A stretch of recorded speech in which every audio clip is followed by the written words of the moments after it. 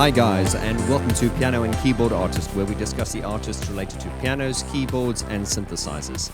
And continuing with the in-depth Depeche Mode album review series, this is Black Celebration Part 2.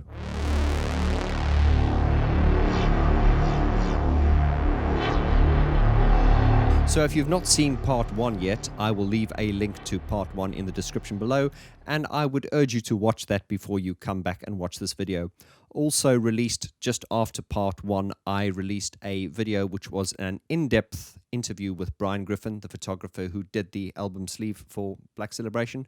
And as you know, I have interviewed Brian regarding all the album covers for Depeche Mode, and I'm very pleased to say that that has never ever been done before. I'm very proud and very pleased to say, without a shred of arrogance, that I do believe that this is one of the most in-depth album reviews series ever regarding Depeche Mode from a YouTuber, an independent YouTuber. And along with that, also the Brian Griffin album review series, where Brian discusses his photography on the art covers. I do believe that Brian has never ever spoken about the covers as in-depth in any series as what he has right here on the channel, so I'm very pleased about that. Links to all those videos are in the description below. And to make these album review series a little bit more focused as from this point onwards, I have decided to break them up into several parts. More for myself, to keep myself on topic, because you guys know I go off topic a lot. I've decided, obviously, we're going to break these into segments or separate parts where we can focus a video on a separate part, which just makes it a lot easier for my off-topic brain, as you know. So part 1, as you know, was a general discussion on the album. We also focused on the sound and the production. Later parts, we want to talk about the sounds. I want to do a separate video on the song structures, because that's completely separate video itself. I also want to do a video on the B-sides. But today's video, part 2, is all about the vocals. So let's jump into the vocals of Black Celebration. Right, so looking at the vocals of Black Celebration. If we look at Depeche Mode as a band, they are very, very unusual and very unique on several different fronts. And once again, a separate video which you can dedicate just to how Depeche Mode were so different to everyone else at the time. But if we look at the vocals, Depeche Mode, besides everything they had going for them, as far as, you know, the songs, the production, their approach, and there are many different factors, they also had two very good singers, great artists, two very different types of singers. Dave Gahan, the front man, who is flamboyant, very direct, very iconic in the way he moves, very handsome, just a great frontman. Then there's Martin Gore, a very different type of performer, a more vulnerable, more sort of reflective, a very mysterious man, Martin Gore. And I also found this when I personally met him many years ago, which some of you have asked me to talk about that video. It was a long time ago, but I will do a video on that. But coming to the two different types of characters between Gore and Gahan, I get the feeling that they've kind of gotten on really well through the years. They seem very close. I know there's always been a bit of, obviously in a band there's always tension. There has been a bit of tension before, I believe, in recent times, where, especially on the last album, where Dave Gahan has wanted to contribute more songs to the albums. And this is where Fletch, and you know, we always take the mick out of Fletch, but we do love Fletch. Let's just give a respectful clap for Fletch. It was Fletch really that was the mediator, and you know, a lot can be said about Fletch and his lack of musical and creative ability. However, I could go as far as to say that without Fletch there'd probably be no Depeche Mode, because he has been very good at, you know, sorting out the friction and being and the diplomacy of the band. What I'm really pointing out is the personality of Dave Gahan and the personality of Martin Gore are so different, and this is not only as characters but also in their delivery as singers. And this is part and parcel of the success of Depeche Mode. There was no one sort of stepping on each other's toes. If we quickly jump ship to another band, which is sort of the same period from the 80s, if we take Tears for Fears, for instance, there was a lot of friction between Roland and Kurt regarding who was going to sing, and I think they fell out, you know, regarding who was going to be the lead singer, and of course, Roland and Kurt sounded very, very similar. I, in fact, couldn't hear the difference between the two singers. I can now, but at the time they were very similar. But coming back to Depeche Mode, this is where it worked well with Depeche Mode, because if we come to a typical Depeche Mode album, in the classic album, you have, let's say, 10, 11 songs, and then 2 of those songs will be sung by Martin. And they always said it was never very difficult to decide which songs Martin sings, because it was always a very obvious choice. You know, when the demos came out, they'd go, okay, that's definitely a Martin song. And the songs that Martin sings are usually, well, he's got his take on them. A lot of Martin's songs Dave could sing. The approach would be a lot different. But what's interesting is, especially of recent years when they do their live shows, is when you hear Martin during his acoustic sets singing a lot of the Dave Gahan songs. And it's really great to hear Martin singing songs that Dave would usually sing, because he does have his own spin and his own sort of approach to it. Now, not comparing the two singers together, but Dave has I would say a stronger voice. It's more direct and he's more, it sounds more powerful. He's more sort of like a front man. Whereas Martin's voice to me is more sort of angelic and beautiful, and it's more sort of, I would say, well, it's probably not less powerful. That's probably not the word, but it's definitely, I feel, a lot more agile. He can do a lot more with it. It has a lot more colors. Whereas Dave's has a real sort of direct, baritone. He does sort of, in recent albums, I've noticed him using a lot more sort of, more head voice and falsetto as well. But if we go back through the history of Depeche Mode and you listen to Martin's voice, the different colors and the tones and the textures, and how his voice is not only used as a voice, but also for special effects, like in songs like, if we take Condemnation, and also in Enjoy the Silence, we've got that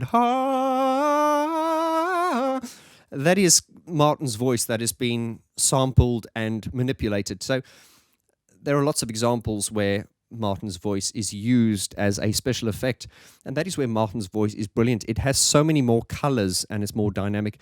And thinking of this now, I should point you to a video I did a few months back, which is this one, Gore and Gahan, vocals past and present.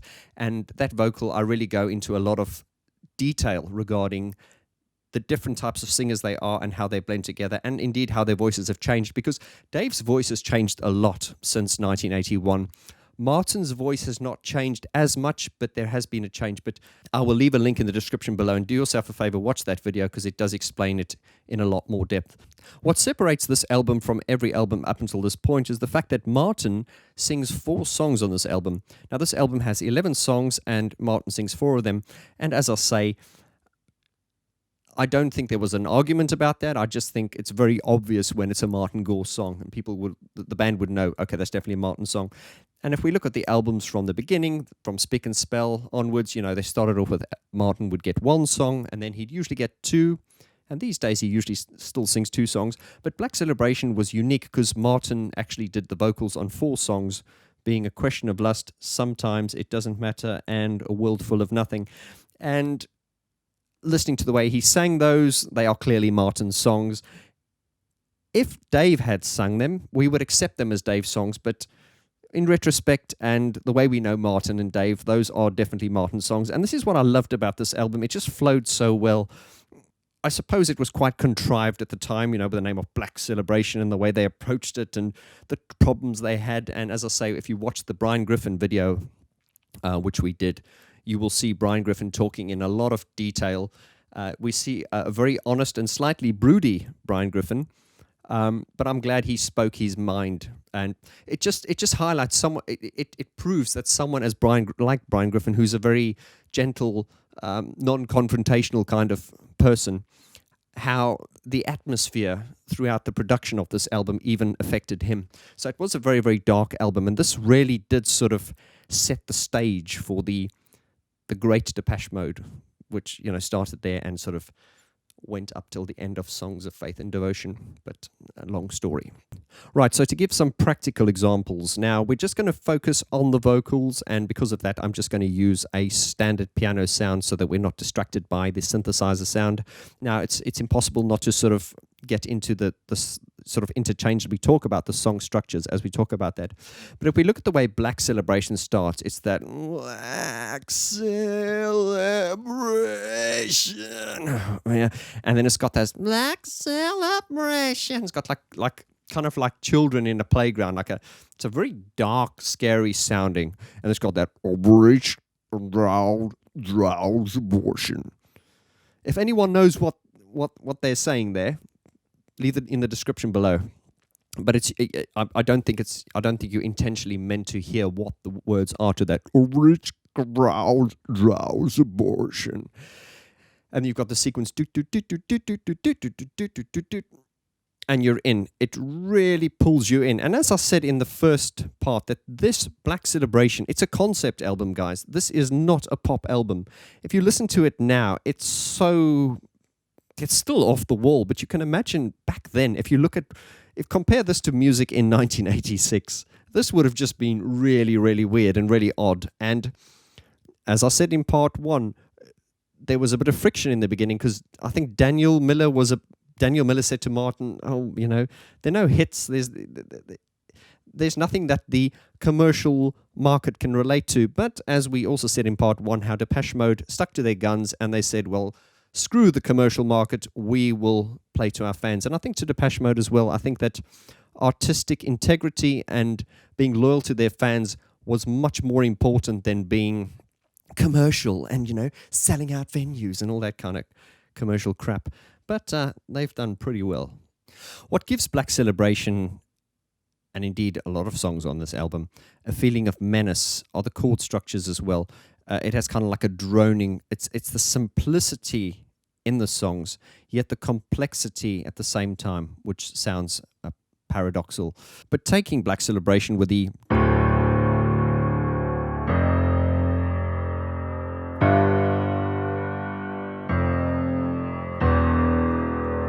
it's just that all the way.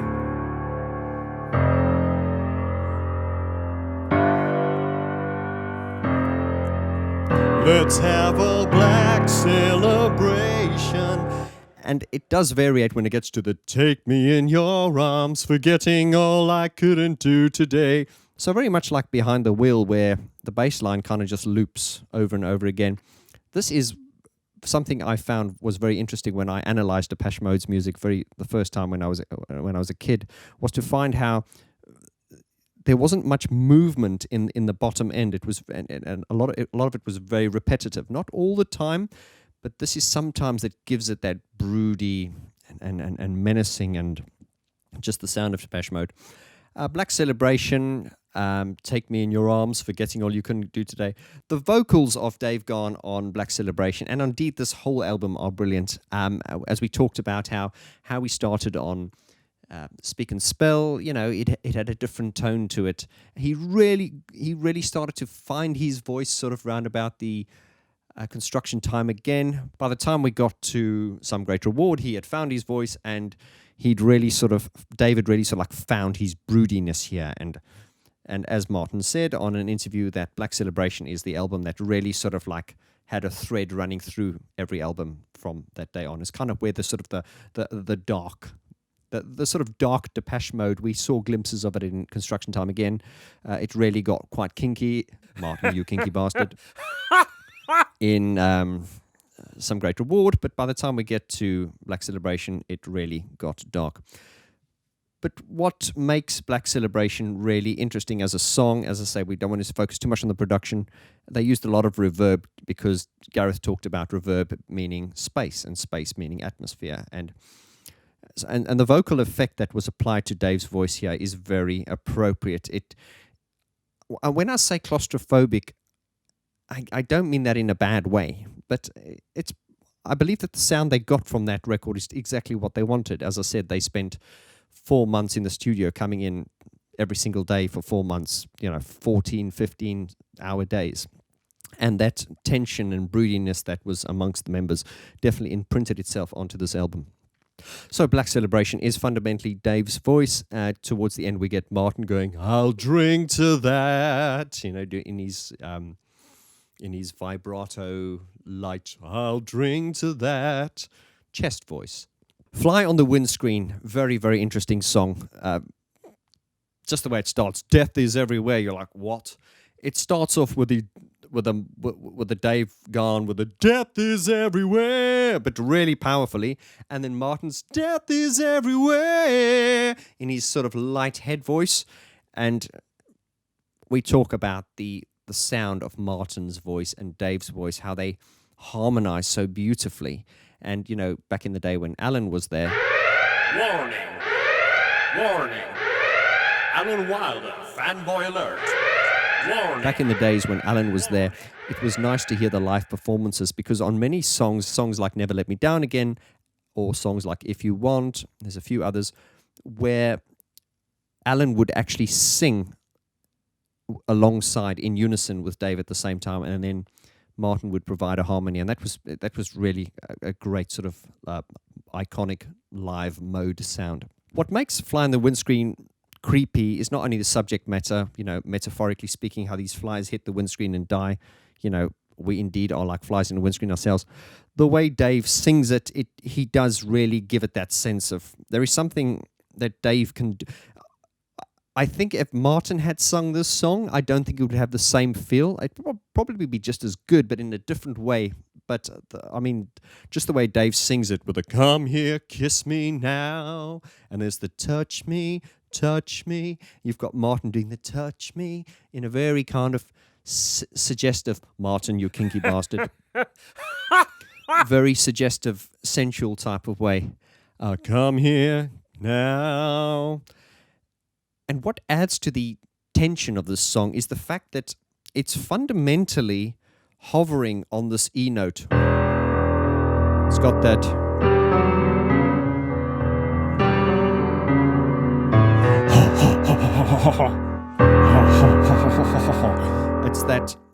it's the fact that you've got this over this one note in the bass line, which is the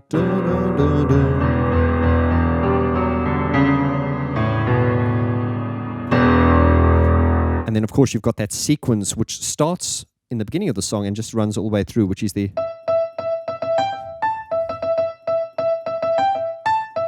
And this is what gives it that sense of tension, is that... And while that's playing, you've got the...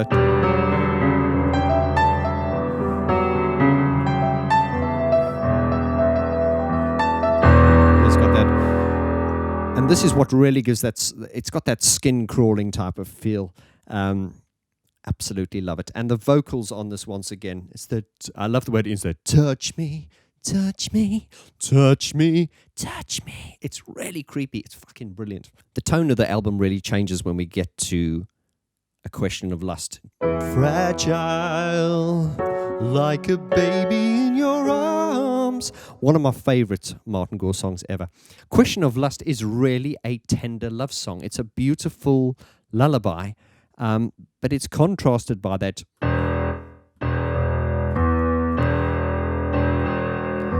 that's very simple. It's just octaves, boom, boom, boom, boom. It's just, I get a bit speechless sometimes, but it's boom, boom, boom. And then the minor keys.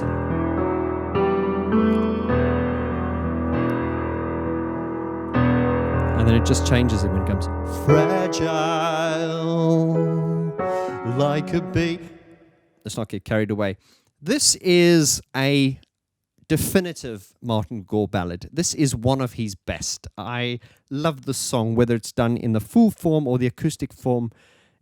"Question of Lust" to me it's just like one of the definitive Martin Gore solo songs. It's stunning. Interesting how "A Question of Lust" finishes and we get to the "sometimes."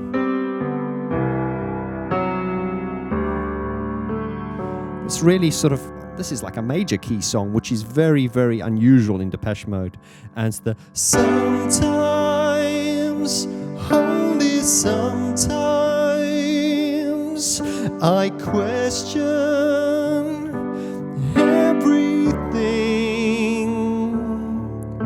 but I'm the first to admit it. And that's what's lovely about this song is how you've had all this sort of dark start and then you have Question of Lust. And this is sort of like, I'd say probably the lightest song of the album. But as I say, we're not focusing on the song structures now and the songs. It's more about the vocals.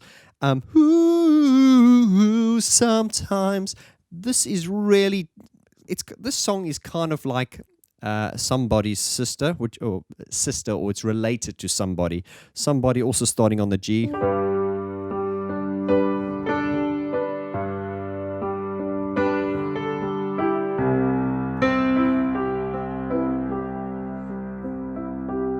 In fact, it's exactly the same chords. It's also from the G to the C to the D. So it's, I want somebody to share the rest of my life, share my... And this one, sometimes, only sometimes, I question everything. Kind of related to somebody in a way. That is definitely the most sort of the sort of like least produced sounding song and the most sort of open and honest. Then the tone obviously changes a lot as soon as we get to It Doesn't Matter with the I think, and I could be wrong, geeks help me out there, I believe that is a Martin Gore sample. I believe he'd go ha ha, and then they would sample it and play it on the sampler, you know, on the keyboard via the sampler. And just demonstrating it on a piano sound, the chords to this song are beautiful. At its core, it's just beautifully simple. And it starts here on the E minor, and it has some really odd chord changes, which are very synonymous with Martin Gore's songwriting, which is the... I'm just demonstrating it on a piano sound, obviously. As I lay here with you, the shame lies with us. We talk of love and trust. It doesn't matter. Just 3 chords. And when it gets to the variation, down to the E minor. And oh, what a feeling inside of me. To the E minor. It might last for an hour. To the G. So his lead vocal is in his natural sort of singing voice. It's in a sort of like a lower sort of baritone register, which is the and oh, what a feeling inside of me. But then on top of that, he sings his harmony in like a beautiful tenor head voice, which is something like and oh, what a feeling inside of me. Then it's it might last for an hour. And then it's the wounds are healing inside of me. Though it feels good for now, I know it's only for now. And then the harmony on that is though it feels good for now, it's only for now. Man, what a song. And you know, when people say their music is depressing, I just want to say, okay, it's your opinion. I'm saying, oh, that's your opinion. But what I'm thinking is, man, you've got no brain and man, you've got no soul. By the time we get to A Question of Time, that is kind of like, It's a really intense, upbeat song, and it just really lifts you at this point. And as I say, we're not sort of focusing on the songs yet, it's more just the vocals. I've got to get to you first before they do. It's just a question of time. This is our real sort of Dave Gahan classic.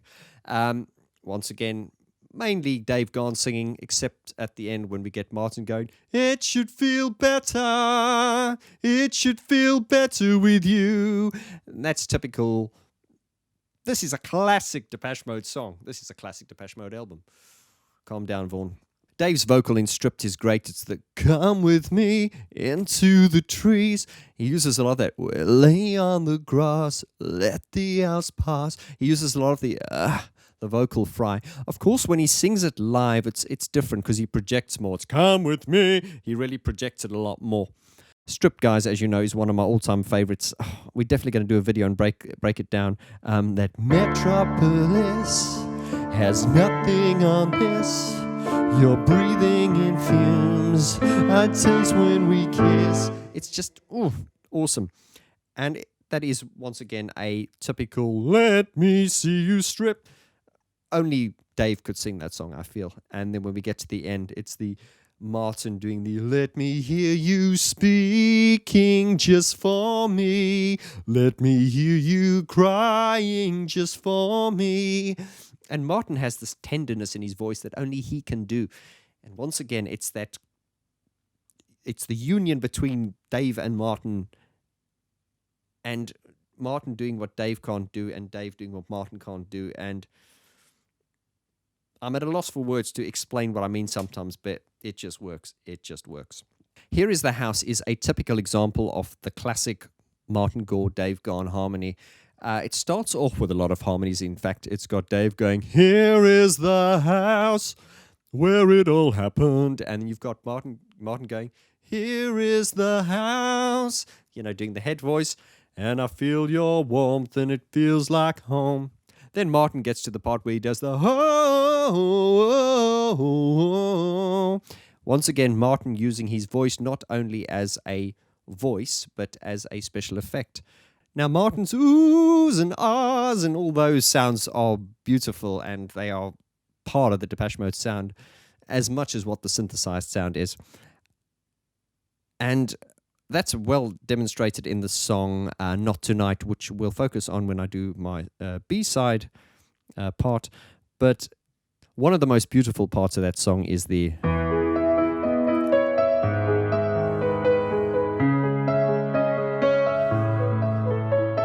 It's the Martin when he goes...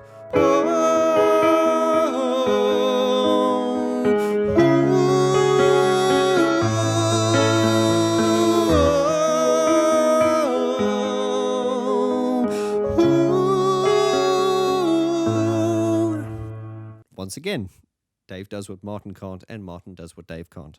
If we take a song like World Full of Nothing, Martin Gore once again demonstrates he bears the essence of his soul, and there is a depth and an art of storytelling there, and an innocence in a way that is told in a sexual way, in an innocent way, in a beautiful way, in a natural way that we can all relate to, because it's really about probably... This song to me is about two people in a world that don't fit in, and they found their first love. It's a loss of virginity, a loss of innocence, but it's just stunning. And the way Martin sings it, it starts in the A minor, and it's the close, naked, skin on skin. Tears are falling, tears of joy. Her first boy, his first girl, makes a change. And it goes to the F. In a world full of nothing, though it's not love, it means something. And if that song doesn't touch you and shake your soul, then you're just cold, man. By the time Dressed in Black comes in, it's quite pleasing. You're just getting into Martin's voice, and then Dave comes along, and you're in a different zone, an equally good zone, but a different zone. And shadows fall onto me. He uses all his there's a lot of dynamics to Dave's voice in that song, and you've got Martin doing the dressed in black again. Oh, dressed in black again. He's doing the typical oohs and the ahs. And once again, typical Martin using his voice as a special effect. And he kind of uses his voice, and also the way it's used in production is when he does the ahs and all those things, it's kind of panned out. and it almost becomes like this, the way I see it is like this lovingly encompassing blanket that just like wraps itself around the song. I know that doesn't make any sense, but that's how it comes across in my head. New Dress is just dum dum dum dum dum, just upbeat. Simple once again, but it's just Dave once again, very direct, classic Dave Gahan vocals. And you've got Martin Gore's voice being a special effect once again. So you can't change the world, but you can change the facts. And you've got that the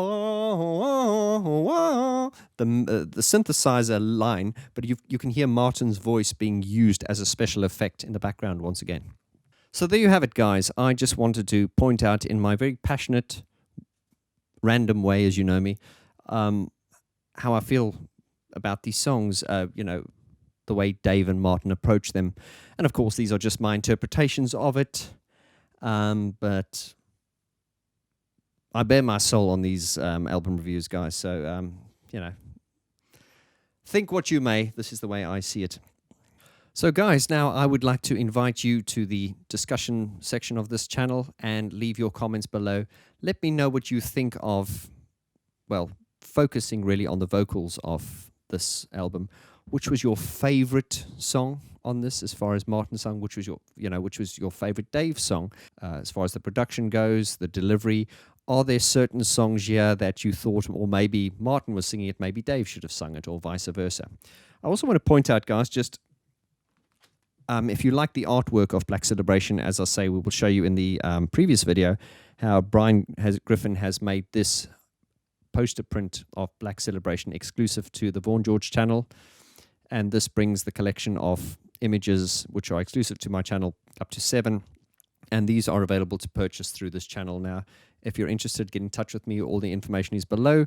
As I say, this is an iconic, never seen before black and white version of the actual album cover. Straight from the negative, never been seen before. So I'm so grateful to be able to bring this exclusive offer to you, my subscribers. Right, and if this is your first time to my channel, I would like to welcome you with open arms, and I'm hoping you will hit that subscribe button, click like, share the video with anyone you think would like it, and join the community. There is also a Vaughn George Facebook group, and I will leave links to that below. Get in touch. It's a great group. Let us know who you are, and welcome to the community. And guys, I look forward to seeing you on part 3 of the Black Celebration album review. Until then, take care.